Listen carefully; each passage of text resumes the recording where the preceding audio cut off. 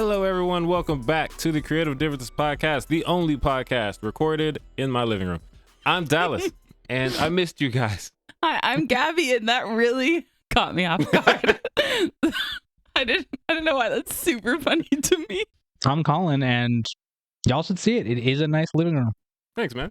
Yeah. And I'm Demi, and it's been 2 years since we did our last Top 5 Tuesday. Welcome to another edition of the Creative Differences Podcast, your one-stop shop for movie reviews, Fancast Fridays, Throwback Thursdays, and a number of other pop culture-related items. We were gonna do some reviews when we got back from this hiatus, but SAG and the Writers Guild are currently on strike, and we have agreed that in solidarity with them, we will not be doing movie reviews or Throwback Thursdays for the time being. Yep. Because struck companies, what can you guys do? Also, in theory, we'd like to maybe join those guilds one day. Yeah, in theory. So you guys might be wondering why we didn't do this during the writer's strike and only when SAG started striking, because the Writers Guild didn't have that rule, but the SAG does. So Yeah. Yep. Zach's like, don't do it. And we're like, yes, sir. so we're not gonna scab, but remember, support your union. All that to say, today we're doing a Top 5 Tuesday. It's been a minute. We are. Yep. It's been so long. We did say we weren't going to talk about the struck companies, but you know what company has agreed to the terms? Woo! A24. So Yay! we have decided that we are going to give our top 5 favorite A24 movies. Steve. Yep. Before we do that, please like, share, subscribe. Do all those things that in theory help. Because now that we're back from hiatus, we are ready to enter our having an audience era. We were in the pre-having an audience era for the last 3 years? 4 years?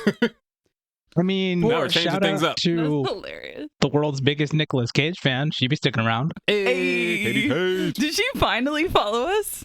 Yes. She did subscribe. Good. Yeah. Thank you, Katie Cage. The rest of you guys follow Katie's lead and Yeah. like and subscribe. Big shout out, Big Katie. Woo. Yeah. So A24, they don't suck. So we're gonna talk about some of their movies. All right, guys, rules of the game. It's going to run the same way that we do our top 10 yearly list, except there's only 5. Basically, if somebody lists something on their top 5 and it's higher up on somebody else's top 5, the other person is going to call skip, and we're going to wait until it's at the highest point on somebody's list before discussing it. It saves time for us. It does. For example, if Colin's number 5 is Hereditary and Gabby's number 1 is Hereditary, then when Colin says Hereditary is number 5, Gabby will be like, skip. And then we'll wait until we get to number 1 so Gabby can talk That is a about it. great hypothetical example Yeah, that because it absolutely would never will not happen. And then we will wait to number 1 so Gabby can talk about that girl getting her head knocked off Oof. Mm-mm. on the freeway. Absolutely. All right, No, thank guys. you. So let's get started, shall we? Did anybody else have honorable mentions other than me? I do. Gabby. does. I have trois. I don't know the French. Anyway, Duh. I have 2 You of have them. I two. did. I have 2. Duh. Thank you to me. Jesus Christ. I know French more than I know Spanish. Oof. You could have just done it in Spanish. She didn't want to. Anyway, my honorable mentions are Lady Bird and Ex Machina. Specifically Ex Machina, because, you know, my boy, Oscarcito, is in it, doing that great 70s dance moment. And Lady Bird, because, yeah, I like Greta Gerwig. Shout out to Greta Gerwig. Billion And dollar also movie. they filmed, oh my God, yeah. And they filmed part of Lady Bird at the church that I grew up going to, so that's cool. Nice. Mm-hmm. Cool. I have 5 honorable mentions. So The Farewell, A Most Violent Year, also starring Oscar Isaac, Ex Machina, Room, and the documentary Vow. Nice. Nice. Nice. All right. Nice. So let's start. Number 5, Dallas. Number 5. So here's the thing about me. I don't watch a lot of A24 movies. Not for any particular reason. It just doesn't work out like that Bro, sometimes. you've watched just a short number less than I have, so Yeah. Yeah, but I wouldn't say that's a lot. I don't know. I don't know. But so this is like movies I like. I don't remember a lot about some of them, but it's fine. It's okay. Number 5 is Free Fire. Mhm. Remember Free Fire? Oh, No. yeah. Exactly. With Brie Larson? Yes, with Brie Larson. Yeah, I remember that one. It is directed That's by one of Ben those, Wheatley. like, the only reason I remember it exists is because we were working at a movie theater. I'm So I sure remember, that's like, the the only poster. reason I saw it. It takes place in like the 70s, right? Yes, Gabby Yeah. remembers way more about this movie than I expected anyone to. It's directed by Ben Wheatley and written by Ben and Amy Jump. Ben Wheatley and Amy Jump. It stars Charlton Copley, Armie Hammer, Brie Larson, Cillian Murphy, and Jack Rayner. Aw, Killian. Yes. It's set in Boston in the 70s in a warehouse. Some people shoot at each other in a warehouse. I'm going to be honest. I don't remember a lot about this movie, but I remember liking it. And when I was making my list of A24 movies I've seen, this one ended up at number 5. So here we are. Free fire. Alrighty, my number 5 is The Farewell. Hey. Yeah. Yeah, it almost made my list. It was honestly your list and my list. The honorable mentions, they're pretty close. Yeah, yeah. Like almost Basically, the same. basically everything on my honorable mentions list was very close to being in the top 5. But yes, Farewell. Yeah, me too. Because I only had like Hey, I Well, had actually, 5. skip 10 that. total movies. Oh, hey, Oh, Colin. skip. Colin. Oh, you woke up. skipped The Farewell? You've been skipped. Oh, Hello. very nice. Skip it. Colin, what's your number Alrighty. 5? My number 5 is Ex Machina, Nice. Nice. Yes. which I personally think is like 95% of a really good movie. And then the last 5% sucks, but that's okay. Oh, you don't like the ending? I kind of agree with you a little bit. It's not chronological. There's a bit in the movie where one of the characters literally says basically what the ending is going to be. Oh. And I just wish they had taken that out Mm. because I think it's a great movie. It is a fantastic movie. Yeah. And the acting is phenomenal. And the dancing. I mean, Gabby mentioned the dancing. How can we Yeah, not talk about the that's dance? great. That scene is iconic. Oh, see. And you can set it to almost any music and it works. Oh my God. Oh, it's great. Yeah, it's a fantastic movie. Alex Garland is a great director. He also did Annihilation. And Oh, yeah. Men, that Which movie is also Men, I great. believe. Oh God, He man. did do Men. I was late to the Ex Machina party. I just heard a lot of great things Same. about it. And then eventually I watched it and was like, oh yeah, this is like a phenomenal sci-fi film. And- I've been missing out. Yeah. I was like Donald Gleason and Oscar Isaac. I was like, sign me up. Also- and then I was like haunted for a couple days. It's it's also Alicia Vikander's breakout role, I Yeah. think. I think it's what True. Yeah. made her extremely well known in yeah. America. Mm-hmm. She's a fantastic actress and she's amazing in this movie. I remember Yeah. not recognizing her afterward and then just being a little creeped out by her forever because Yeah. she was the robot. And then we have Sonoya Mizuno, who is another one of the robots in the movie, I believe. And she is also fantastic. It's a real good movie. She's on House of the Dragon. Oh, good And for she's her. she was in Crazy Rich Asians, right? She's actually in all of Alex Garland's movies in like small roles. Oh, Oh. It Oh look- yeah, there it is. It looks Alright. like she's in They Men. must like each She's other. in Annihilation. She was in La La Land real briefly. I remember her. But yeah, that Ex Machina. Ex Machina is great. it's good. See. Okay, Jimmy, I think you're up. I am up. My number 5 is Zola, Oh, very nice. Very nice. directed by Janiska yeah. Bravo, written by Janiska Bravo, and Jeremy O. Harris, and it stars Taylor Page, Riley Keough, Nicholas Braun, and Coleman Domingo. And the IMDb summary is a stripper named Zola embarks on a wild road trip to Florida. Y'all, I remember when this Twitter thread came out, Yep. and it is still to this day one of the greatest Twitter threads I've ever read in my life. Yep. Mhm. It was phenomenal and just oof. I'm so happy that we got the movie that we got because originally it was supposed to be directed by James Franco and written by a bunch of men. Yeah. And I would be horrified as to what that looks Oof. like. That sounds It was, cursed. sounds like it was gonna be real exploitative. And I would not have been happy about it. But yeah, for anybody who doesn't know what Zola is about, I mean, like I gave like a really basic summary, which is that this stripper named Zola embarks on a wild road trip to Florida. It's true. But to dive deeper into it, it is kind of a story about appropriation as well as like sex work, exploitation, stuff like that. And it is indeed a wild ride. This woman named Zola meets this girl, and the day after they meet for the first time, the girl invites her to go down to Florida for them to strip together. Them to strip together. Mhm.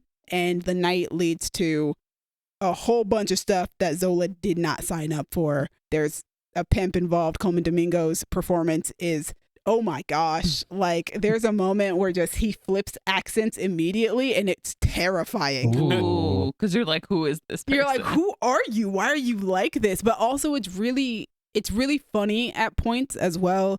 Taylor Page, I used to watch her on this show. Oh my gosh, what was the name of the show? I can't think of it right now. But just being able to see that she has grown so much as an actress since that show came out. She's so good as Zola. And Riley Keough, I don't understand how she's so good at playing the character that she's playing. It doesn't make sense to me. And Hit the Floor, that was the name of the show that Taylor Page was on. Mm. Riley Keough she plays this character named Stephanie, and just the behavior, the lines, the way that she's given these lines, like, I'm like, I know Riley Keough isn't like this in real life. She's a Presley. But like, yeah. like I believe her so much. Like, she's so good. And a lot of people, when the movie came out, talked a lot about how interesting it was that Elvis Presley kind of has like this reputation and legacy of cultural appropriation because a lot of his music was inspired by Black music. And to see Riley Keough kind of, you know, bring that full circle and do a movie that is very much critiquing cultural appropriation because her character kind of, you know, acts Black, I guess you could say. She, you know, is kind of a ghetto, like stereotypically ghetto Black person, but she's this white girl. Iggy Azalea. Oh no. A lot of people like kind of really commented on like the layers and kind of the meta of that and how good she is at playing that role. And Nicholas Braun is really good at playing this really, really pathetic boyfriend to Riley Keough's character. It's a wild ride. I would not. It's hard for me to recommend almost any of these movies that are on my list. I would not recommend Zola specifically if you are not prepared for any sort of like nudity or anything like that. There are so many penises in this movie, and I was not prepared for that when I saw it in theaters. So there is nudity, there is stripping, there is all sorts of stuff. So if you're not prepared for that, probably not a movie for you. Yeah, don't go into the stripper movie with the pimps and the strippers and be like, oh, no, titties. Yeah, but it is a very, very good movie. So, yes, it's also a very, very fun Twitter thread. If you've never read it, please do. Also, she was on Kendrick Lamar's new album. Oh, yeah. She is. Screaming She at was Kendrick in for that 5 minutes. mean, like, sad. Oh, that song made me sad. I meant to send you a That song post is I saw on her Instagram the other day. She posted something with Kendrick like back in 2014, 2013 or something, like super long ago. And I didn't get to see what it was, but I meant to send it and be like, how crazy that 10 years later she ended up being on his album and doing a video with him.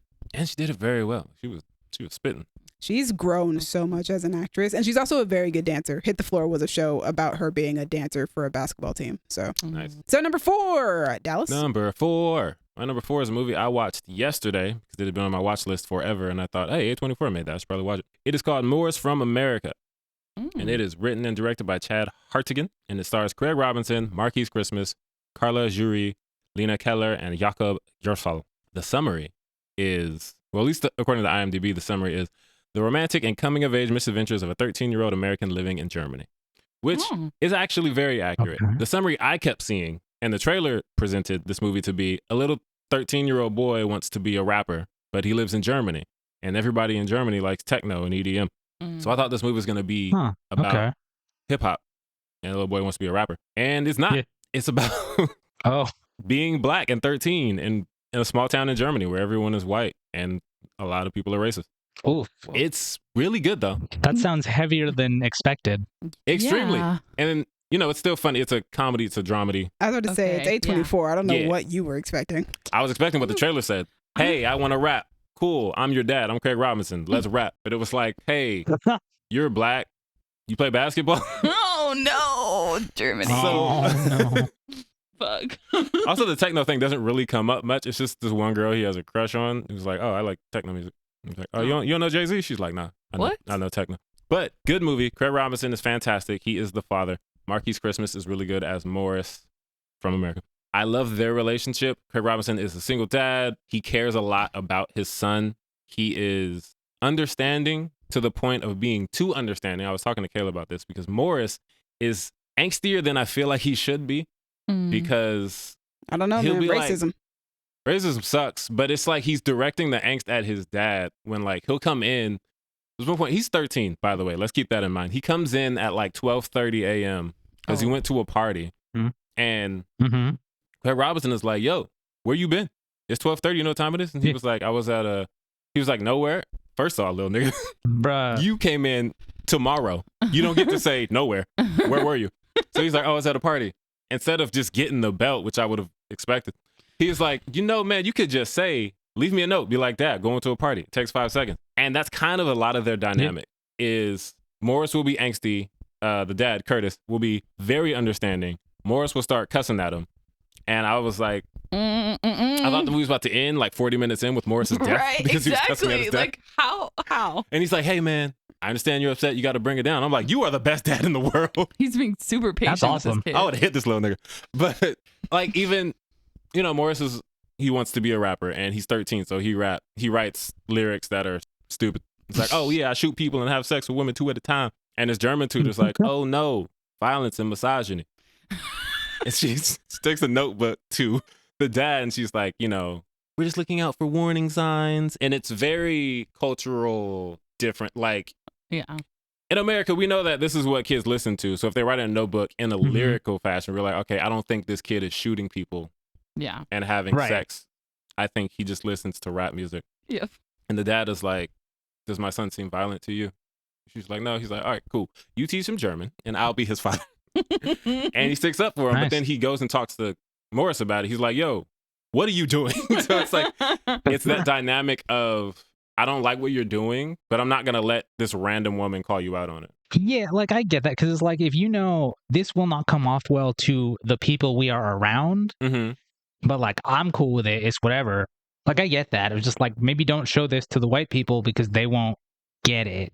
But yeah, and it's also funny because the dad is like a hip hop head type. He's like, Okay. I am upset because these lyrics are trash. Ooh. He's like, it's not that what you're writing about. It's this is stupid. Because the son is like, you cuss all the time. Dad's like, better. I'm not worried about you being explicit. This is ass. But so yeah, I enjoyed it. It's a lot more slice of life.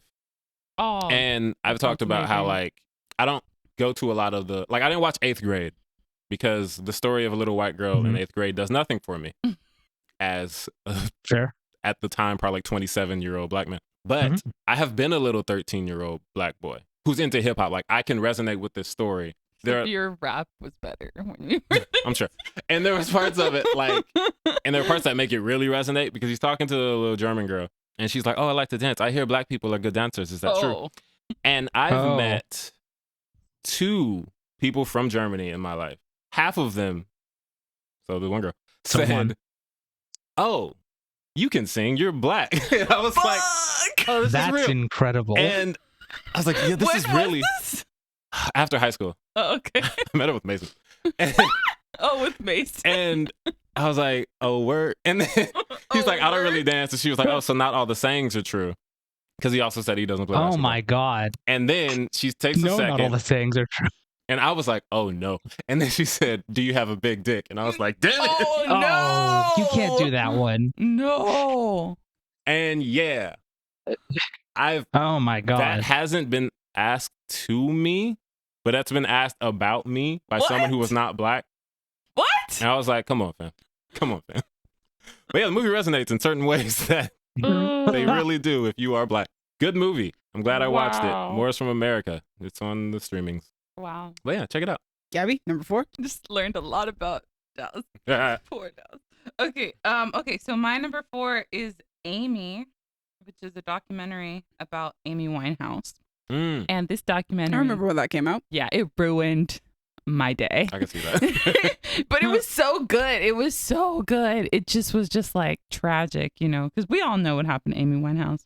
And we kind of knew how tumultuous her life was in the press. But just seeing it mapped out the way it was. And then it also I'm used to sort of like documentaries just sort of being like, interviews and then like snippets of like clips. But what they did that was interesting for her documentary was they would put her music on and then because she wrote all her music in like notebooks, they would take her handwriting and like highlight it as she was singing it in the song. Okay. Interesting. And so it just made it even more personal. Yeah. It took this song that was like very famous and we all knew it and it was very like, it had already been in public and then it just brought it back to her. Yeah. Because through that sort of like handwriting. And then they had interviews with her ex-husband, with like everybody in her life, her parents. So it wasn't just like a random documentary where like they decided they were going to do it on Amy Winehouse. It was like they had the cooperation of her family. They had a lot of her documents. Oh, good. They had a lot of like good kind of, but I think, some members of her family didn't end up looking very good in the documentary, which is a risk you take when you let people come into your life. That's the thing. Like, that's not on the documentary crew. That's on those people for being shitty. Like, well, you know, they had an opinion and they showed it on screen. I don't think it was a wrong opinion, but they chose to put that opinion out there, you know, and it just was heartbreaking. And you kind of were like, it just was real sad. And you just felt like in the end, she was just a person that wanted to be loved, who everyone around her seemed to either take advantage of her or not sort of put their foot down when they kind of needed to with her, which was very, very sad. Yeah, anyway, it was really good, though. It was a really good documentary. It just also was like, oh, God, this is too real. It's too real. And you know, it goes through her life in a chronological order as well. So you start with her as like this young kid and this sort of like scrappy 18, 20-year-old that just wants to get her music out. And then you end with her. I mean, she died very young. She was 27. Yeah. And it ends, you know, at her death, and they interview her like bodyguard and stuff. That was, I think he's the one that found her. And, you know, it's just very, very sad. Ooh. So that's also the thing is like you're building up to her death and you're just like, oof, it's real sad. Anyway, it was a very good documentary. It made me ruin my day. And I haven't watched it since, but this is how good it was that I remember it. I watched it the year it came out and haven't seen it since, but it was very good. If you like documentaries of that style, I would also kind of recommend Val, which is a documentary about Val Kilmer. I like the way that they did it because apparently he had just been filming his life since he was a kid. Yeah. And so they use a lot of his old footage. Like the documentary is basically built on his old footage. So it's not really interviews so much as it is like we're looking at his life presently now that he has cancer and what his life is like now. And then like also instead of having interviews with him about his film career, about certain films, you can just show the behind the scenes footage that he was shooting himself as he was making these movies. And his son, that's cool. His son, Jack, is doing the narration that his father wrote from his father's point of view, because Jack sounds so much like young Val Kilmer that they used Jack's voice to play Mad Mardigan on the recent Willow series. Like that's how much he sounds like his father. Wow. So it's a very interesting way of doing a documentary. I actually really liked it. So I would recommend that, since you were saying that the Amy Winehouse documentary is done differently than most other documentaries that you've seen. Yeah. You said they use his voice to do what on the what series? What is that? Willow. I'm not familiar with that. I've never heard that on this podcast. No. Jimmy is on another plane of existence. Listen, if Demi's going to do something, she's going to bring it back to Willow. Demi, are you a Willow fan by any chance? I say while wearing my Willow shirt. I was gonna point it out, and I was like, why? Why? It's just I felt like wearing it today. No, not you. No, why point it out? Of course you're wearing a Willow shirt. I have my Willow shirt on today because I felt like it, not for any particular reason. But yeah, that's a good one too. And also an A24 documentary. Yeah. Yes, because it was in your honorable mention. It is in my honorable mentions. Colin, what's your number 4? Hello.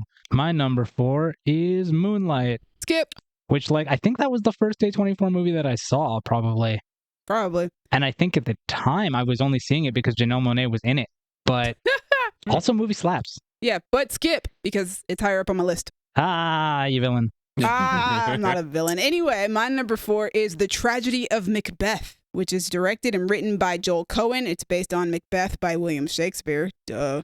And it stars Denzel Washington, Frances McDormand, Brendan Gleeson, Corey Hawkins, Harry Melling, and so many other people because it's a play. And the IMDb summary is: a Scottish lord becomes convinced by a trio of witches that he will become the next king of Scotland, and his ambitious wife supports him in his plans of seizing power.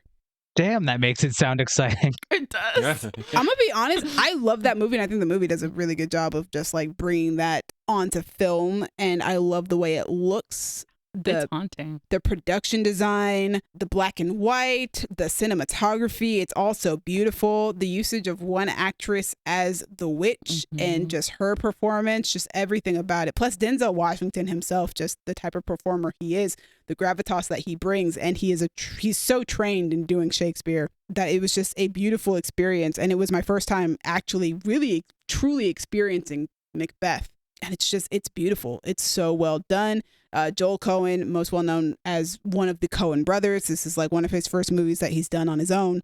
It's fantastic the way that it's all put together. I reviewed this movie on our podcast already, so you could go back and listen to my full review to hear more about it. But yeah, I don't know if there's much more than I can say about that. I like Shakespeare's work, specifically when I'm able to watch it, because it's meant to be watched. It's not meant to be read unless you are an actor.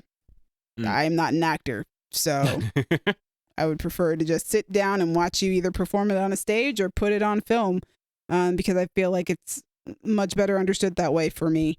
It's incredible. And Frances McDormand and Denzel Washington's back and forth is so good. Corey Hawkins himself is also just I knew Corey Hawkins was a good actor, right. But there's always something about seeing actors play Shakespeare who I wouldn't expect to do Shakespeare plays, that it just launches you into a different level. Does he play McDougal? Macduff. That's what he is. So yeah, The Tragedy of Macbeth. Fantastic movie. Also, I believe it was nominated for a number of Oscars, including Denzel Washington being nominated for Best Actor, as he should have been. I think I said in the review that this is one of the few times that I've watched a Denzel Washington movie and didn't feel like I was watching Denzel Washington. I was literally watching him like embody Macbeth. It's because you didn't make any guarantees. Stop. Well, he might have made some guarantees. I think Macbeth does. No, I'm just kidding. He was like, no man can kill me. I guarantee it. I guarantee it. And the witches were just, also, there's a lot of like jokes about Macbeth, obviously on Spark Notes. And my favorite is where it's like Macbeth thinking he's invincible and the witch is just telling him bullshit for fun. Like, that's my favorite one. You're such a nerd. So. Just talking about the Macbeth jokes on Spark Notes. They're solid jokes. Okay. I love you, Gabby. They're really good jokes. But yeah, that is The Tragedy of Macbeth, which brings us to number 3, Dallas. Number 3, my number 3 is Uncut Gems. Uncut Gems. It is directed by Josh and Benny Safdie, aka the Safdie brothers, and is written by them and Ronald Bronstein. It stars Adam Sandler, Lakeith Stanfield, Julia Fox, Kevin Garnett, yes, the basketball player, Idina Menzel, and Eric Bogosian. The summary is this nigga Adam Sandler running around New York wilding. It's not the actual summary, but that's what the movie's about. Should be. Right? Colin, did you see that movie? No. I don't think you should. It's so I know how it ends, but I have not seen the movie. It's the most. That's why I didn't see it. Because I heard it was so anxious, and I was just like, I can't. Absolutely not. No, thank you. As someone who does not really deal with anxiety in my everyday life, I was watching this movie like, I don't like what this is making me feel like at all. And now, Dallas. That's how I feel. That's what I was thinking. I was sitting in the theater like, this is how people be fit. This is life for y'all? Yeah. Yeah. I'm always at like 90% panic. I had that experience with, was it Dunkirk? The whole movie was just, I hate this, I hate this, I hate this. Something's going to happen. Someone's going to get shot. Listen, oh, God. I don't need to watch Captain Phillips. I don't need to watch Uncut Gems or Dunkirk now, apparently. I'm already that stressed all the time. That's how I feel watching Joker. Yep. Yeah. But it does make me wonder how y'all two be watching The Bear then, because The Bear is that. Oh, okay. The Bear is mostly fine except for that one episode. Yeah. There's like one episode each season that deeply upsets me, and I have to just get through. Yep. But I get through it. But the rest of it's really good. And not as stress-inducing. But are still stressful. Anyway. It's so stressful. And it's just him making the worst possible decisions at every turn. To the point where... Ah, jeez. Like, the stress and anxiety just kind of gets replaced with annoyance and frustration. Like, bro, you ain't even got to be in this situation. Like, what are you doing? Oh, no. See, that makes it worse, though, for me, because it's like, it's one thing if, you are just living your life and someone comes in and is like, yo, I'm gonna fuck up your shit. Like, okay, can't do anything about that. But, like, that would make the watching experience so much worse for me because I would just be screaming, like, do something else. Like, don't do that. Don't do that with the diamond. Yeah, this sounds like... Don't bet that on that. I don't want to do that. No. Don't cheat on Elsa. Absolutely Don't cheat on Elsa. You shouldn't. She's an Omega level mutant. Right? No. She creates life. And, like, Julia Fox, she looks great. That's when, we all realized who she was. It's like, I get it. Look at her. But come on, bro. You got a wife at home. Oh, terrible. But the Safdies are good. They're good at making movies. They're good at making stressful movies. They also made Good Time. Yep. And I've seen Good Time. Talk about a stressful ass movie. I don't know why the Safdies hate their audience and why they want us to all feel like we're having panic attacks while we watch their movies. They're like, I want someone to feel how I feel all the time. It's like that meme. I think it's Jane Lynch. I want to say it's from Glee. It's like, I'm going to create a blank that is so blank. Yeah. And this is the Safdies every time they make a movie. I'm gonna create a movie that is so stressful. Every time, like, oh, you want to go have a good time at the movies? Nope. A good time watching good time. See, that Exactly. sucks too Surprise. because they named one good Exhibit, I time. heard you like. Right. Yo, dog, I heard you like anxiety. That's why I made good time and Uncut Gems. I had Adam Sandler be an idiot for 2 hours to trigger your anxiety. A different type of idiot. But I will say, he's amazing in it. Like, everyone talked about that. Yeah. He should have been nominated for an Oscar. I haven't seen this movie, and I have no plans to. I can confirm he should have been. Yeah, like, he dude should have. was killing I don't know it. why the Academy hates Adam Sandler. He did win an Independent Spirit Award, though, and his speech was is great. Loved that. chef's kiss. But yeah, very good movie. Kevin Garnett is a better actor than I expected him to be because I never expected him to act in anything. He's a basketball player.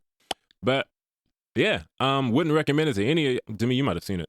I've never seen it. Okay, but yeah, Gabby and Colin, I wouldn't recommend. I can that probably Absolutely not. handle I it. have no without plans. like. Listen, I can do it. I'll just take a propranolol before, and I'll Yeah. probably be fine. I was gonna say, like, if you got drugs, I mean, I do have do your propanol. thing. I always got it in the purse. I feel like if you got to take like an Hey. antidepressant or something before the film, you just shouldn't watch you the and me, film. Colin. I was saying, like, I'm not watching this movie. y'all There's be no raw way. dogging life Absolutely like not. this. This is crazy. That's why we have to be medicated, and sometimes Yes. heavily medicated. Hashtag Jeez, propanol. But good movie. Yep. So yeah, good job, Safdie. You stressed me out. Gabby, what's your number 3? My number 3 is Obvious Child.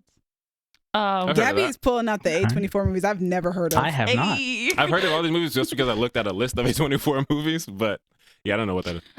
Okay, I'm about to tell you. It stars Jenny Slate, Huh. Jake Lacey, Gabby Hoffman, and David Cross.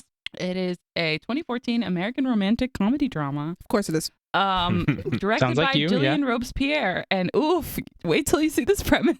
The story follows Donna, a stand-up comedian who has a drunken one-night stand with a man named Max after breaking up with her boyfriend. Okay. She subsequently finds out she's pregnant and decides to have an abortion. Oh, wow. Okay. It also doesn't tell you that she's recently unemployed and she's a hot mess.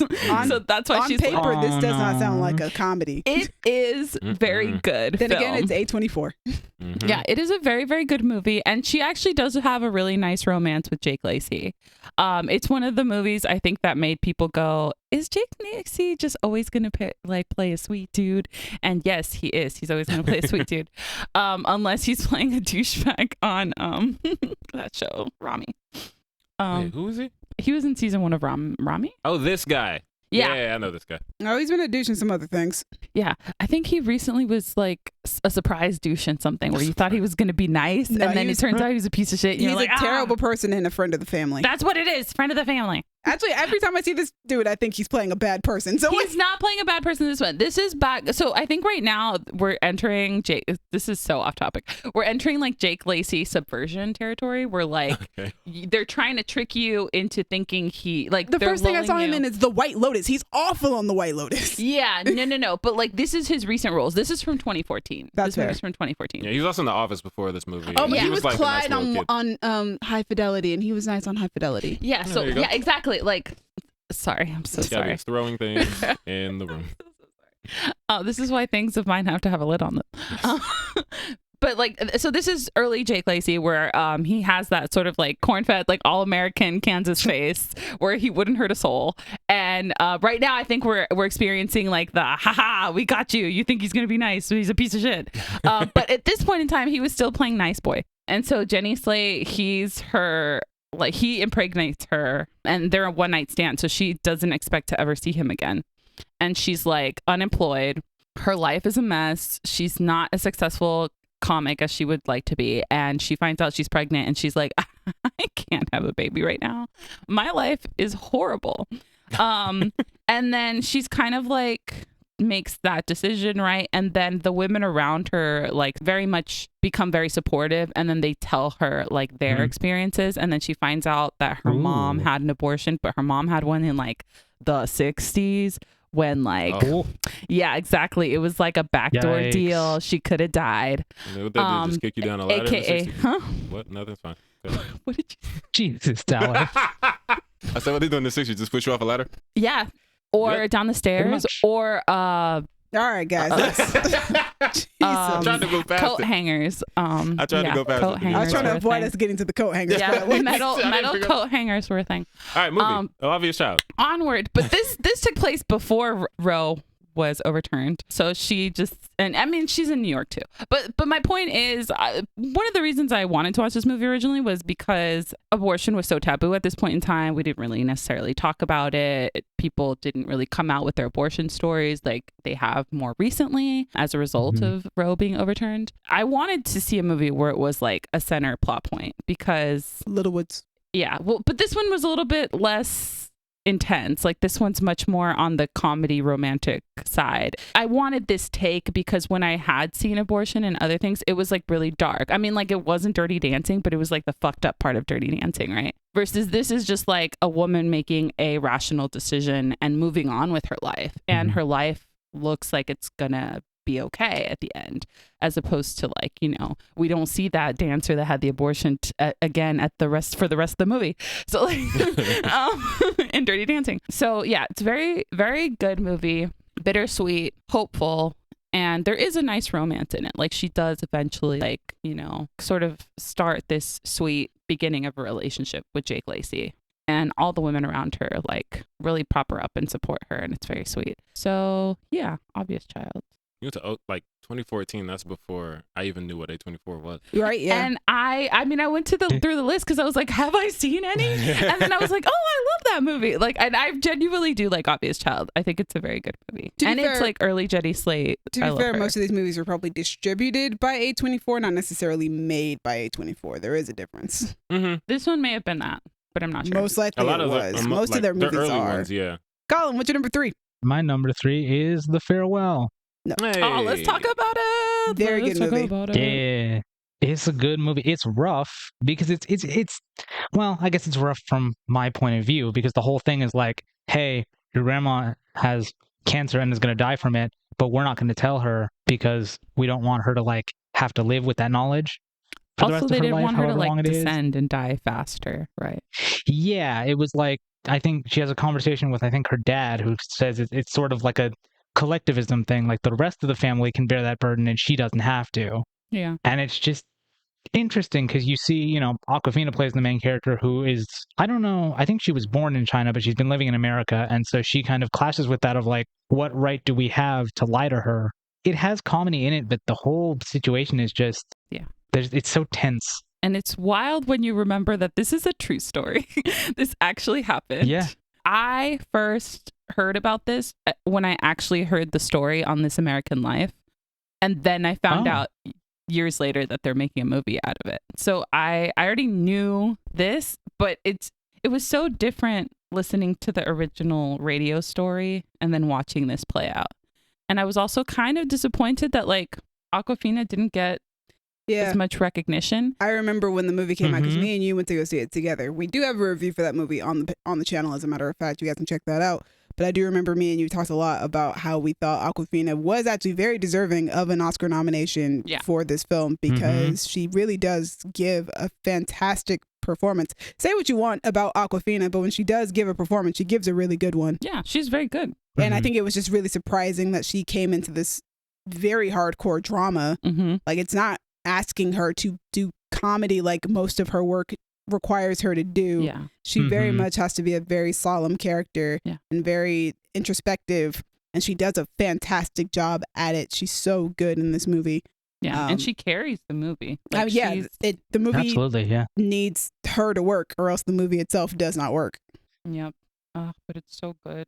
I kind of get the sort of warring perspectives, only because in my family, you know, immigrant family, there are some things where you're just like, this is not okay. And then the rest of your family is just like, yes, it is. It's totally fine. And they explain their perspective, but it's just so wildly different. And then you have to remember, like, I'm from a different place. So I have a very, very different perspective on this. I think they're completely wrong, but that doesn't mean that we're wrong, right? That they're wrong. It just means that I have just such a wildly different worldview and experience, right? And it's wild coming from a country like the US, which is very individualistic, and then going to a country where it's about everybody. Yeah, the whole, right? just because your worldviews and your opinions and the way that you problem solve and the way you approach anything is just going to be wildly, wildly different. It's just a very interesting cultural study. It's a wild premise. And then remembering that it actually happened and that the grandma has not died. So like, yeah. And I'm just like, yeah, That's you wild. know what? They probably made the right choice. Like she probably would have spiraled and maybe would have died sooner just of the stress. And instead she's just chilling. Possibly. Just relaxing. Nice. It's a very good movie. Yeah, it's so good. Yeah. All right, so that takes us to my number 3. We're going to continue this talking about movies that we already mentioned. Moonlight. My number 3 is Moonlight. Yeah. It's directed and written by Barry Jenkins, and it stars Trevante Rhodes, Naomi Harris, Mahershala Ali, Janelle Monáe, Alex R. Hibbert, Ashton Sanders, Jarrell Jerome, and Andre Holland. And the IMDb summary is a young African-American man grapples with his identity and sexuality while experiencing the everyday struggles of childhood, adolescence, and burgeoning adulthood. I think I watched this movie for class. I think it was for a class assignment while I was in film school. I hadn't watched it yet. I think it was Oscar nominated at that point, and the Oscars hadn't happened yet. Oh, that was that year, huh? For the Oscars. Yeah. I remember watching the movie and thinking, and there's one other movie on this list that I felt the same way about, that I watched it and went, this is absolutely the best movie that I've seen all year. Hands down, without a doubt, everything that is in this movie is put together so well, and it just comes together so beautifully. It's just like almost indescribable how well done it is, to the point that when I thought La La Land had won Best Picture, I was extremely pissed off. Me too. And I hadn't seen Moonlight, but I was like, they're wrong. They're wrong. But and then I found out Moonlight actually won, and I was so happy and felt so much relief, because Moonlight, in my opinion, actually was the best film of that year. Yeah, I mean it's on Colin's list. It's on Colin's list. I don't know. It's just like the way that it goes through this kid's life up to adulthood, and you see like how he develops and changes and like discovers himself, but doesn't necessarily explore that discovery. Is like, it's really sad and really good, and it hit just like the you are young and gay and sad, and I get it. Hello. A vibe. A vibe. Some of the best movies to me are like, they're technically well done, but also they're well written. And also there's a great acting performance. There's great like artistic value to it, but also there's like almost a poetry to it. Something that can be so just unexplainable. There's just something about it that just exists within the being of the film. Like, it's not something that can be like it's like a feeling. Like, sometimes you can't explain how something feels, and I feel like this film evokes a feeling that even if you've never gone through what Chiron is going through in this movie, like, you still feel it. It's so palpable. And like, there are so very few movies that are like that. Like, those are like very special, unique movies in my opinion, and they're few and far in between. And I feel like Moonlight is definitely one of those movies, for sure. It definitely feels like a very deliberately crafted experience. Like, in a way that I'm sure all movies are, but Moonlight feels very much like there was, I don't even know what it was exactly they were setting out to do, but there was like a vision that is very strong, and they completely succeeded in what they were trying to do. Like, it sticks out as just, this is just an astounding piece of art.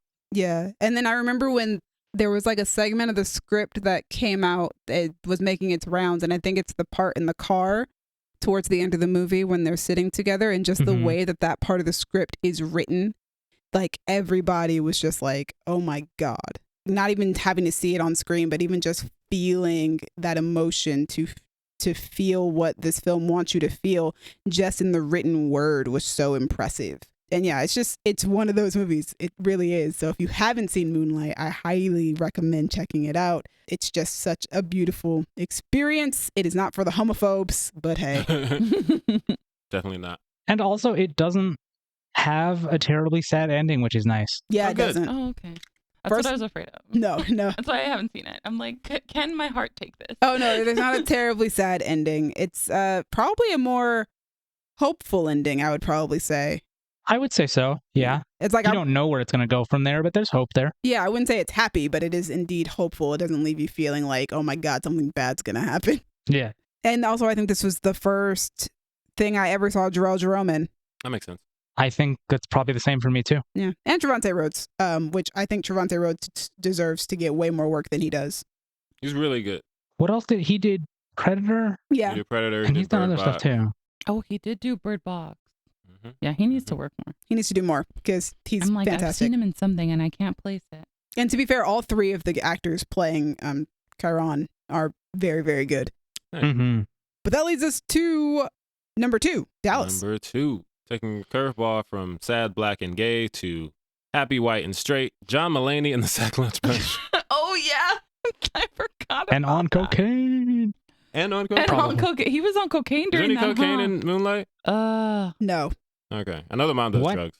I don't think so. I don't think we don't she, see She the definitely drugs. does drugs, but I don't know what she does. Got it. And I don't know Whereas I what think didn't Chiron he is say selling. in the comedy special, the most recent one, like, yo, I was on cocaine when I did that. Anyway, Oh, yeah, he did say that. Oh, He did those give a poor- timeline of his coke. Those But poor kids. they seem like they're having a good time. They did. It is directed It is a by... good it is a good It's amazing. special. It's Even directed though by it's Reese wild. Thomas and it's You written know by it's John wild. Mulaney and Marika Sawyer and stars John Mulaney and a bunch of kids. Summary is John Mulaney and his kid pals tackle existential topics for all ages with catchy songs, comedy sketches, and special guests in a nostalgic variety special. For real, that first kid where he's talking about death, he reminds me of Bill Hader.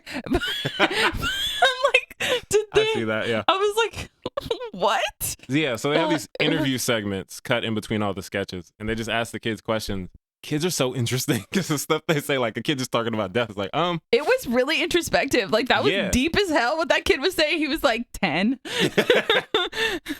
But yeah, it's full of stuff like that. And speaking about death, one of my favorite sketches is they have this character named Googie, and he's kind of like a Barney, like a guy and a dinosaur. And they have this segment where they're supposed to do like the Googie segment. And John shows on the screen a thing that says in memory of Googie. And the kids are like, what's going on, John? And he's like, oh, Googie, you know, the man inside Googie has died. And he takes this, and it seems like it's going to be one of those like very special episodes where the adult talks to kids about death and what it means and blah, blah, blah, blah, blah. And they're like, wait, what? And it's like, yeah. And he gets into like personal details of the guy's life who plays Googie. And then he like shows the stuff and the kids are like, man. And then he accidentally shows, this is where it gets really dark, but also very funny. He accidentally shows an in memory of slide of one of the kids. What? And the Oh kid's like, God. the hell is that? And he was like, oh, I have these for all of you guys. Oh, no.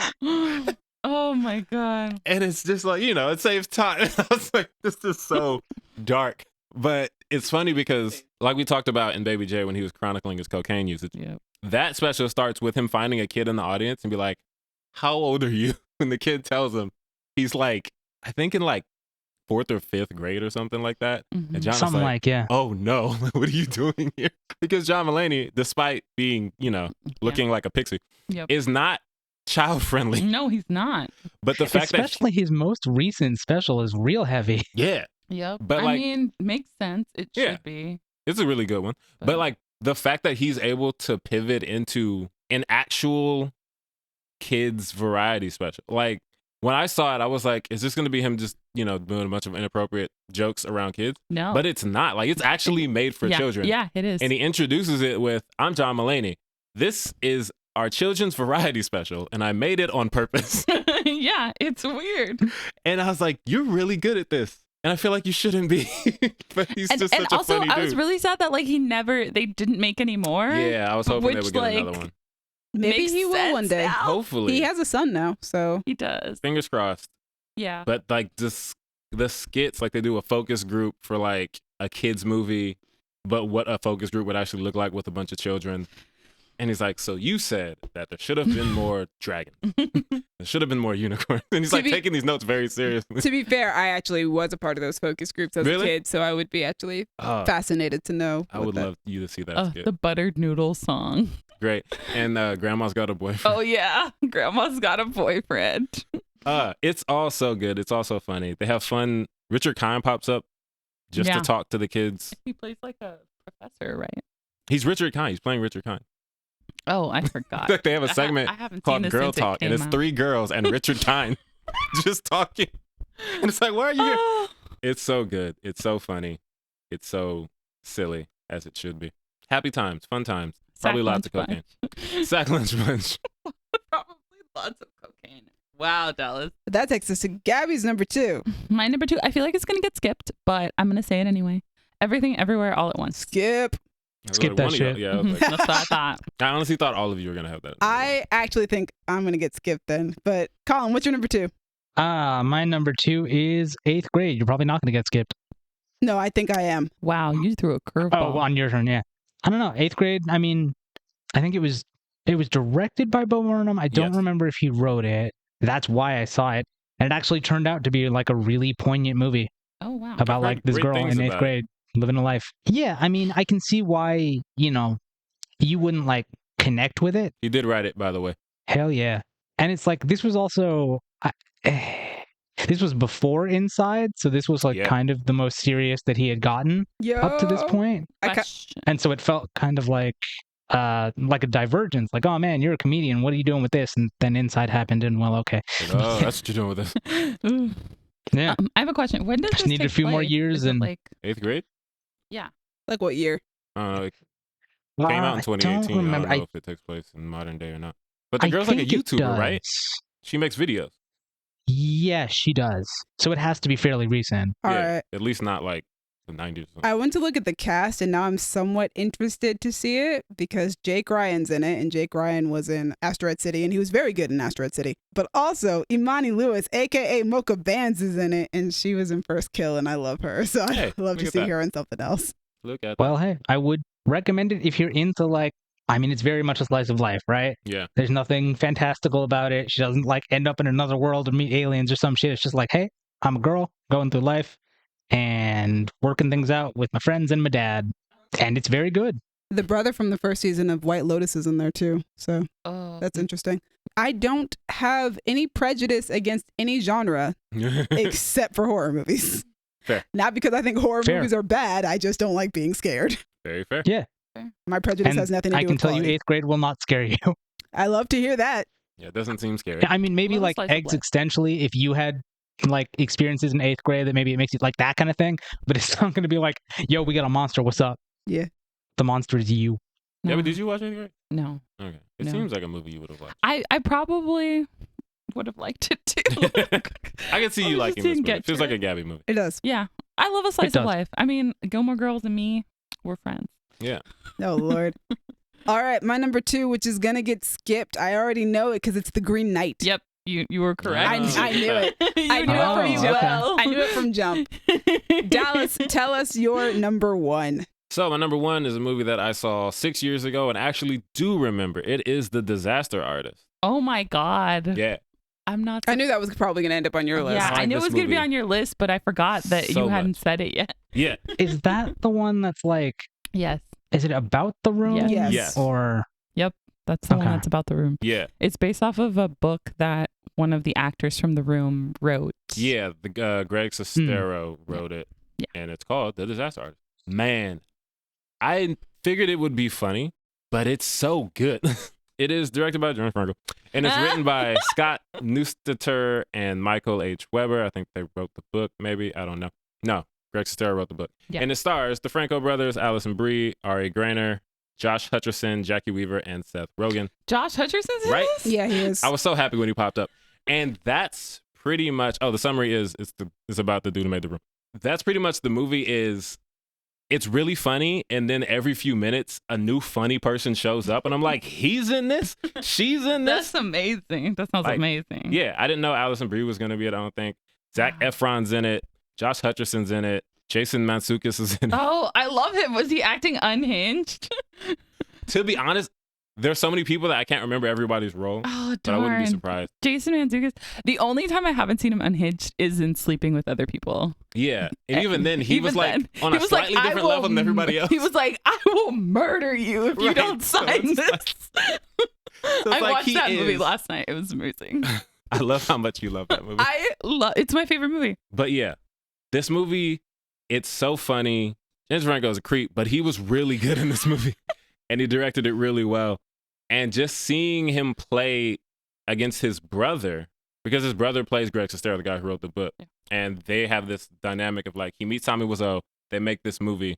He plays Tommy Wiseau so well that I forget I'm watching brothers act against each other. Yeah. Because it's like, it really feels like Dave Franco is just talking to this weird guy that he doesn't know that well. I mean, he's talking to a weird guy, but he knows him very well. Yeah. Like, I mean, James Franco is known for his, he does like The Method, right? I mean, I guess, maybe. Is that what it's called? The Method? No. I don't know. It doesn't matter. I don't want to talk about James Franco. But the movie is very good. It's also way more inspiring than I expected it to be. Okay. Because the movie he does succeed. Yeah, and the movie doesn't feel like it's making fun of Tommy Wiseau, which I really like. Yeah. Because, you know, it's easy that's the thing it's to like do. Everyone blow. makes fun of Tommy. That's why this movie got made, basically, because The Room is so ridiculous. Yeah. And I can confidently say, I saw The Room the day that I saw The Disaster Artist, because I was going to watch it. So I remember at you home were before like, I left, I was like, I gotta watch The Room. Yeah. And maybe the best double feature ever is The Room, and then watch The Disaster Artist, because it's this ridiculous creation. I haven't been able to watch The Room. Every time I want to start, I feel just like really cringy and sad. I mean, fair. But also, that's the thing about when you have this coming after it is like, there's no way that should have succeeded in any kind of like, any kind of way that it did. Yeah. And then you watch Disaster Artist. He makes a cameo in the movie.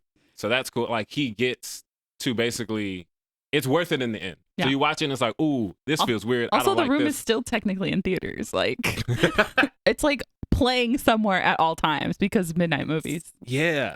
And it's just the best double feature ever. Seeing that and then seeing how that leads to Disaster Artist later, which is actually really good movie. It's funny because you guys are going to talk about Everything Everywhere All at Once. Movies like that are just super weird give me that kind of, anyone can make a movie because they'll let you make a movie, especially A24. Will let you make a movie about anything. Yeah. As weird as you want to be, you can do that. Yeah. And this is a different kind of anyone can make a movie. And A24 will at least pay you to do it properly. Exactly. Yeah, and give you residuals.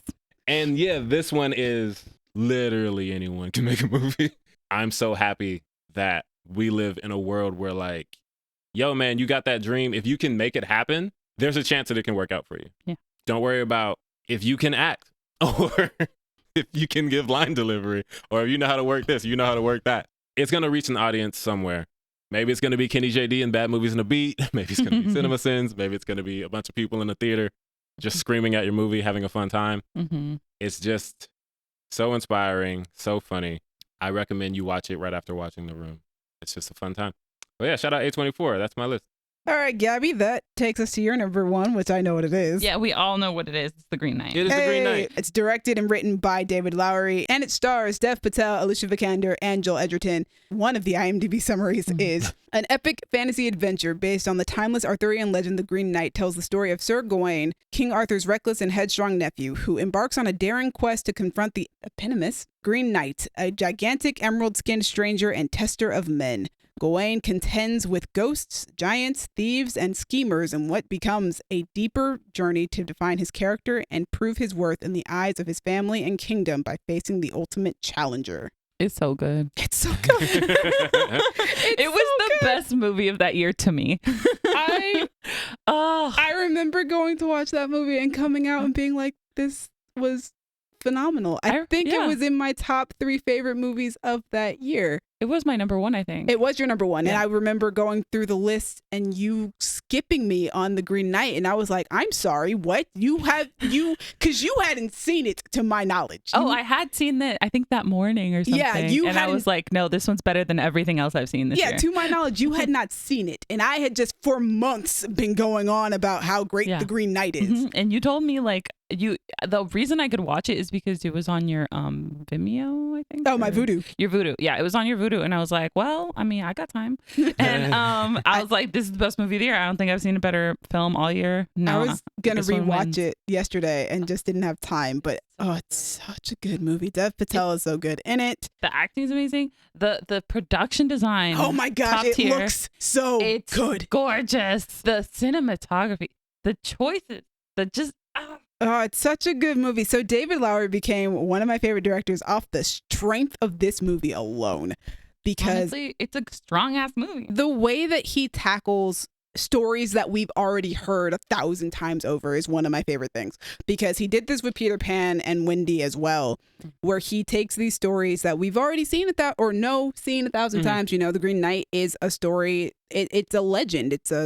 That we've heard a lot since it was written, God knows how long ago, centuries ago. And one of my favorite things is, even when the movie starts, when the title card comes up, he has multiple title cards, different fonts, different vibes, different tones of the title card to show you how many times the story has been told. And what I love about his version of the story is that, yes, you've seen the story, you know the story. What I'm going to do is interrogate what it means to be a knight, what it means to be chivalrous, what it means to be courteous. Is it important? Do these rules make sense? Do they contradict each other? Like, there's a moment where, shout out to Erin Kellyman, I didn't know that she was in this movie until I was that was a surprise. It was amazing. I was in the theater and she popped up and I was like, Erin Kellyman? What are you doing here? And she was it was low-key a cameo, but it was amazing. It was good. But she has such an important scene because she's playing a character who has lost her head. Yeah. And her request to him is that he go down into the lake and get her head for her. Yeah. All right. And reunite it with her body, right? Yeah, and reunite it with her body. A knight isn't supposed to ask for anything in return. The lady has requested that you do this favor for her. Now you must do it. It is the chivalrous thing to do. And so he's getting ready to do the quest for her, and he looks back at her and he goes, what will you give me in return? And she goes, why would you ask me that? It's such an important scene because it's just that questioning of chivalry. Of like, of course it makes sense that somebody would ask, like, you want me to dive down into this lake that might kill me. He also had been through a lot at that point, right? Like he lost his horse. He'd been like, he almost died a few times. I think he's on the run at this point. Yeah, he is. He was just in that house seeking refuge, and then he thought it was empty. So like, what's good? Question. Yeah. How does she communicate with him? She has just corporal. He doesn't. Wait, I don't think he didn't realize she was dead until she takes him to the lake and goes, "Can you go get my head?" And then he's like, "Oh, I'm talking to a ghost right now." Okay, so it's a ghost. Yeah. Not like a headless body. No. Okay. She's like a fully corporal spirit. Got it. And like she can touch him too, right, and stuff. I think so. Yeah. Yeah. So like he thought he was just talking to a person, and then she's like, "Will you do something for me?" And it turns out she's dead. Yeah. But like I think it was like him. Like I'm so done with trying to be good. I've just been shitted on by the world because he's just been through a lot at that point. But he also was making dumb decisions. He was being stupid as hell. But it's Erin Kellyman giving such a good performance. Once again, at that point, I had only ever seen her in very, very small roles. Like, I saw her in Solo by that point and was like, hey, I like that girl because she was in Solo. Yeah. Surprised to see you. You're giving another good performance. And then I saw Falcon and the Winter Soldier. I think I'd already seen Falcon and the Winter Soldier. No, it wasn't out yet. Really? I don't think was it out? I think it was 2021. Yeah. God, I think so. Yeah. It was a strange period. Maybe because it had been out. Damn, she's having a year. You know what? Maybe that's it. Maybe Falcon and the Winter Soldier had come out, and then I was like, "Oh, Erin Kellyman, you're back." That makes sense. But, yeah, maybe. Maybe I don't know. Listen, Green Knight. the panini was it all blends together. Yeah, that's also the problem. Actually, I remember we talked about the Green Knight sitting here. Okay, so and I was living in the other place when Falcon and Winter Soldier came. Okay. So that's how I know. Yeah, Falcon and the Winter Soldier was they were like both 2021. Before. Okay, cool. It was like the first episode started March, last episode April, and Green Knight came out in July. Yeah. Okay, it was a wild time, but yeah, this was a movie that was just. I love the way David Lowery approaches his storytelling. I love the visuals of this movie. It's a beautiful movie to look at. I was so mad that it was so snubbed. It was snubbed. Yeah, it was snubbed. But you know so what it was? badly. I think it probably just didn't make enough in the box office, so people wrote it off. Like there was Oscar talk around it when it came out, and then it just kind of fizzled out by the time we got to the Oscars. There wasn't as many white people in this one too. That's the thing. Like, I mean, there's not really a lot of characters in this movie anyway. Oh, also Ralph Ineson's performance as the Green Knight, stunning. Beautiful. Also, this whole movie's amazing. The first time that Ralph Ineson and Erin Kellyman are in the same project together. Love that for me. It's so good. And I love that. Like, I've talked a lot recently about how I'm kind of tired of like the dark and gritty fantasy era that we're kind of in right now. This is the exception. But the thing about I think the thing about the Green Knight was everybody expected it to be this epic fantasy, like the way that we think epic fantasy would be, but it's a far more introspective film. Yeah, and I very much appreciated that because I don't think we see that a lot in the fantasy genre. That's fair. Maybe that's why people maybe were disappointed. I wasn't. But I, you could see in the in the previews that it was going to be a much smaller film. And also A24. The moment I saw A24, I was like, this is sure, maybe on the surface it's going to be a fantasy, but I feel like I'm gonna be unsettled, and this is going to be really like an internal movie, not an external. And I was right. Yeah, it's a very internal movie, so be prepared for that. If you're a fantasy fan, be prepared for introspection more so than like magic and big like battles. Sweeping, yeah. But there is gorgeous scenery, beautiful cinematography. It's a great story. And Dev Patel looks amazing in this. Oh, it's a really well done story, really well done movie as well. So yeah, The Green Knight, Chef's Kiss, so good. Highly underrated in my opinion. Yeah, more people need to watch it. And that takes us to me and Colin's number one, because I know it's the same thing. Let's talk about it. It is Everything Everywhere All at Once, aka the most awarded movie in film history. Wait, for real? Is that true? God, it deserves it. It deserves it. The cinema. Especially considering the kind of budget they made it on, how amazing it looks. Ugh. It is directed and written by Daniels, aka Daniel Kwan, and Daniel Chinart, I believe is how you pronounce his last name. And it stars Michelle Yeoh, Ki Hui Kwan, Stephanie Hsu, Jamie Lee Curtis, and James Hong. The IMDb summary is: a middle-aged Chinese immigrant is swept up into an insane adventure in which she alone can save existence by exploring other universes and connecting with the lives she could have led. Oh my goodness, what a movie. It's incredible. What a movie, man. The winner of Best Picture at the Oscars last year, and rightfully so. And 3 out of the 4 acting awards. Yeah, 3 out of the 4. I remember when I saw this movie, and you can hear it on the podcast. We reviewed it on the channel. Mm-hmm. I remember in that podcast saying, this is the best movie that I've seen all year. And it came out in March, and it remained the best movie that I saw all year until the end of the year. I said this about Moonlight as well. It was one of those movies where I saw it and was like, this is the best thing I've seen. And it is the best movie of the year. I've literally only seen that movie once, but it has stuck with me ever since. Oh, girl. I own it too. I own it. I own it too. But I saw it in theaters once, and it has stuck with me so much that I can still just talk for days about how good this movie is. And I need to rewatch it soon because I have it now. Why have I not? Right? Like, it's just, oh my God, it's so good, and it's so much. Like, I don't know if I didn't expect it to be deep, but they were, the trailers and stuff were pushing like the multiverse. It's wacky, and like it is, but there's so much depth to like the family there, and it's, oh my God, it's good. And it's just like, it also does like one of my favorite things ever, which I never get to see, which is like, hey, what about we solve our problems by being nice to each other instead of fighting? Yeah. And it's like, yes, this is good. This is the good shit. And like a little bit of whimsy with the googly eyes everywhere. Yeah. Might have been the beginning of my like super hope punk era, to be honest. That might have been like the start of it. And then I went through a lot of shit and was like, oh no, I need only hopeful things from now on. Let's go. Oh my God. But Everything Everywhere All at Once started my need and crave for hope punk. Rehabilitated Ki Hui Kwan's career, which made me so happy. He's now America's sweetheart. Yeah. It is the absolute opposite of nihilism. In fact, I feel like that's one of the main which is great because it tackles it so much. Yeah, I think that's one of the main purposes of the film is this idea that hope and love and all of these like really positive ideas, these things can fight back against the negativity and the darkness that you feel, and not in like a toxic positivity sort of way, but that these things exist and that they can save you. And that what you're going through right now is a very difficult time, but there is love and there is hope and there is happiness, and those things can be found in the darkest of times. Yeah. And that's not even talking about the generational trauma that is tackled in this movie, or the depression, or the what could have beens and should have beens but weren't. Yeah.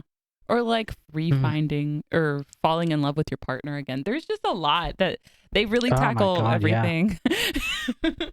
Oh, it's such a good movie. And also when you find out it was made on like a shoestring budget. It's made on like 14.5 to 25 million. Yeah, and it grossed over 100 million. Nowadays, that's a shoestring budget. Yeah. Back in the day, it used to be a mid-budget movie. Yeah, a mid-budget. Now mid-budget's like 50 to 75. Yeah, probably something like that. Yeah. Money's crazy. Money's crazy. Just a really good movie made with not as much money as others. Looks super Like, and they looks had like a small visual effects team too. It was like 7 people. Holy, It was like moly. 6 people? Because it Yeah. looked I think they like taught themselves VFX to They do it did. or something. Wild. They were like self-taught visual effects artists. and it looks. It looks better than a lot Yeah. of visual effects But I movies think we watch. part of it must have been practical effect then. Like, It's a mixture of both. yeah, but like when you have what do you call it? The more practical to visual, the better it looks long term. I feel like, but that's just It really just how I depends. It feel. really, really depends. It's all about method, man. And just like this movie hinges so much on the main trio's like relationships. Like I could talk for like I almost want to say sometimes I'm like, oh, Stephanie Hsu just gives the best performance in the movie, but I Yeah. can't in does. good faith say that no because I think She for carries me, the movie she too. does. I would say that I think for me, Stephanie Hsu stands out because I didn't know anything about her before this movie. Michelle Yeoh, I'm like, yo, I know you killing it. well, I would argue that it's not the best performance. I would argue that Stephanie Hsu gives the most surprising, unexpected performance. Yeah. That Okay. her performance is still right there alongside Michelle Yeoh and Ki-hee Kwan because you need all 3 of them to be going off against each other. Yeah, Just and so top of their game. yeah, and like it's not even just like them as a trio. It is also like Michelle and Stephanie. Their dynamic is so good, and the Michelle and Ki-hui, their dynamic. They're back and forth, but also Ki-hui and Stephanie's back and forth as well. Like you need that triangle to be perfectly formed at all times. And it's just like Stephanie Hsu is giving the most unexpected, surprising performance, and she's the one who has to be more wild and out there because Because her God, character. her character is wonderful. But also like Michelle Yeoh is still having to give this also incredible performance, and it's just they all 3 of them are just acting for their lives, and I'm still sad. Like Jamie Lee Curtis is great in this movie too, but I'm still sad that Stephanie Hsu wasn't the one to get the Oscar win. Yep, because she deserved. Man, just the amount of work she had to do to pull that off. Yeah, I feel like Jamie Lee Curtis is great. It's not the same extent as like Stephanie Hsu. There's this version of the character, and then there's this version of the character, and they're not the same at all. Stephanie Hsu, man, she just. I feel like she deserved it for that performance. If you watch her audition tape too, Yeah, that's just wild. like it's barely changed. Like you can see why they cast her because it's like from the audition you already knew what this character was. You had already like embodied her and envisioned what she should be and what she could be, and the directors kind of just went on this ride with you and helped you just fit even further into this script. Like there's barely any changes in her performance. Yeah. There are things that she does in that audition that they ask her to do on the spot that they ended up keeping for the movie. She's just so good. And I think we spend a lot of time talking about her performance specifically on this podcast because, like I said, she's the unexpected one and she's the newcomer. Like Colin said earlier, I know Michelle Yeoh's going to come in here and kill this. Yep.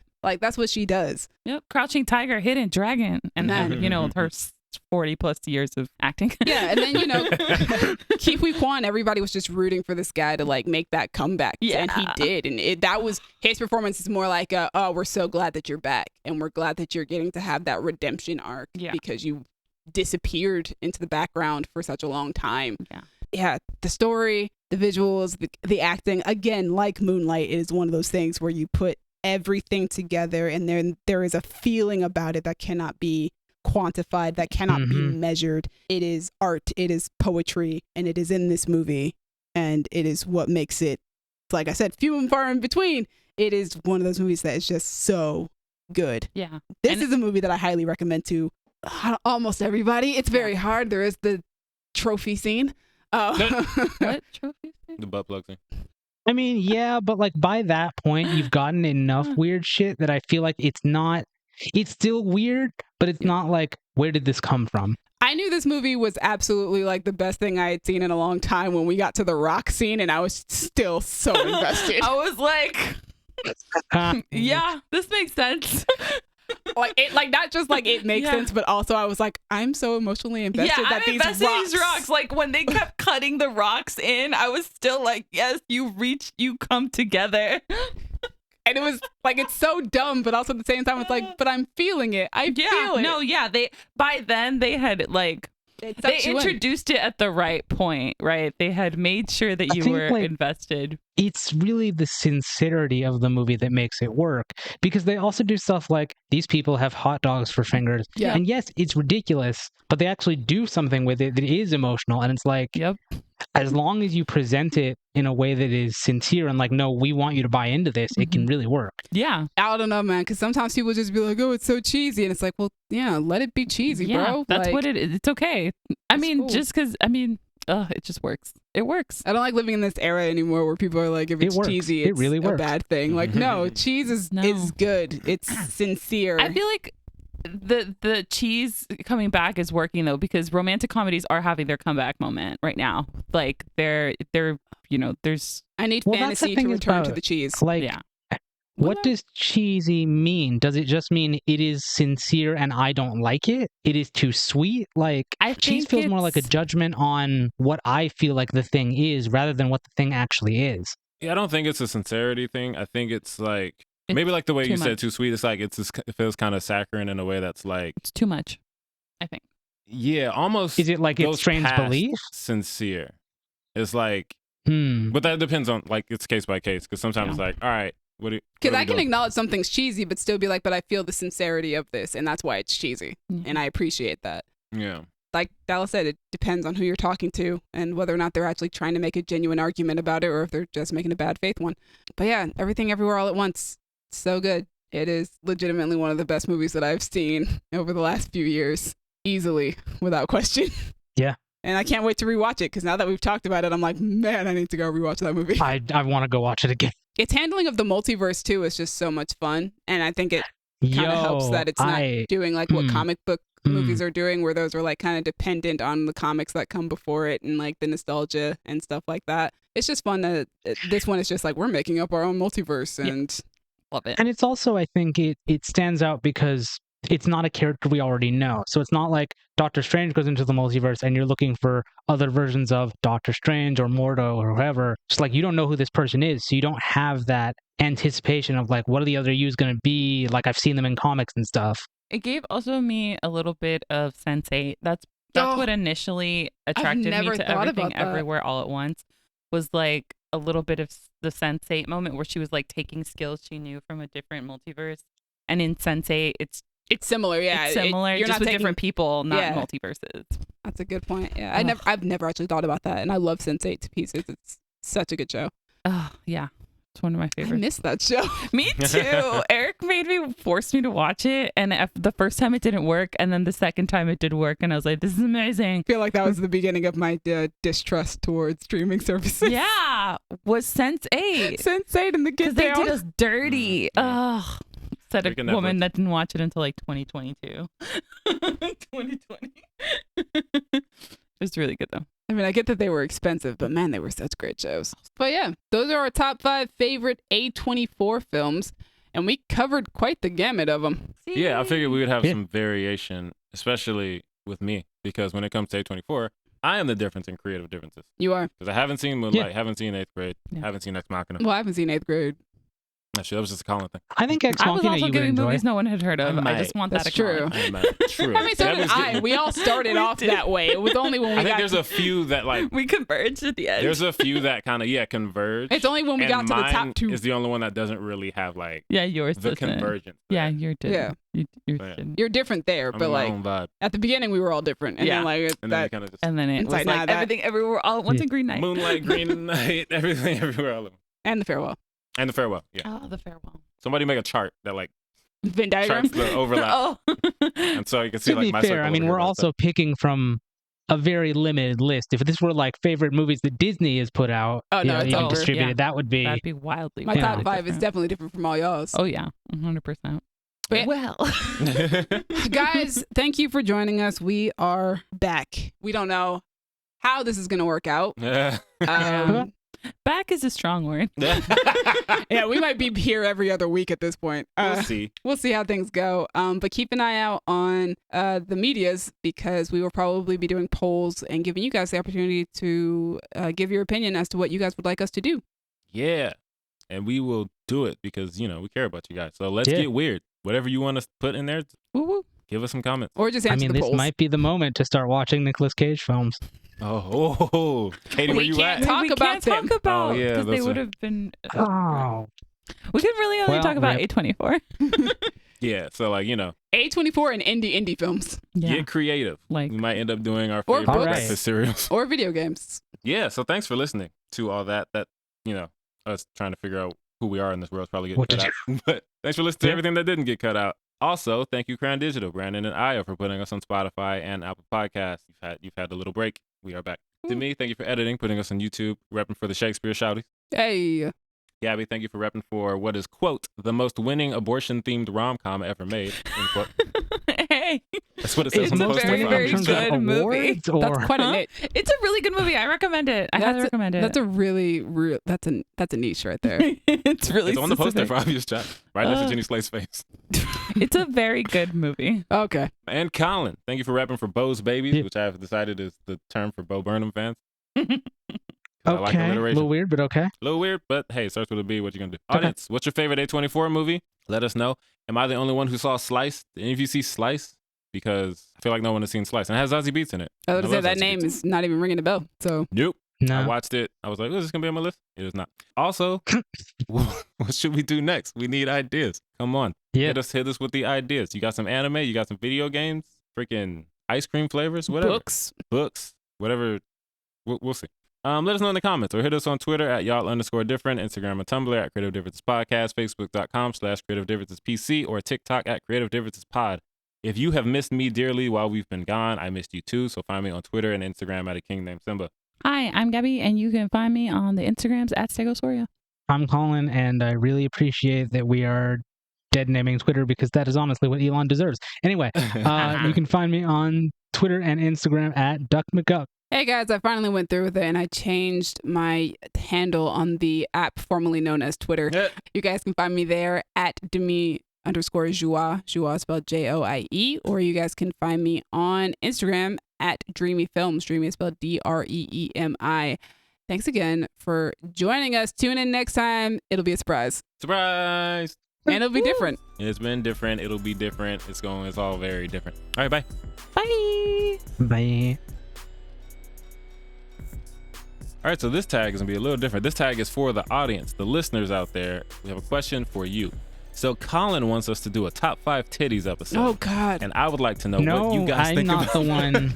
I would like to state for the record that the person advocating for this idea most consistently and most loudly has been Dallas. That is I true. support it because I don't think we should, trample his artistic vision to me. But All right, Colin, answer this question Terrible. with one word. It's not an artistic vision. Who put it on the list? I don't know. You Did I put it on? Yes. That must have been It a was a joke, while though. ago. I don't It think was it a was while ago. serious. It was a while ago, in fairness to you. Ridiculous. But Colin did write it on the list. So let us know what you guys think, audience. All right. Also, we don't make art on this channel, so I'm not stifling anybody's artistic Yes, we vision. do. You can say this is art. This is art. We are creating art. Don't This is trample art. his We're creating dreams. content. I'm staying out of this argument. Bye.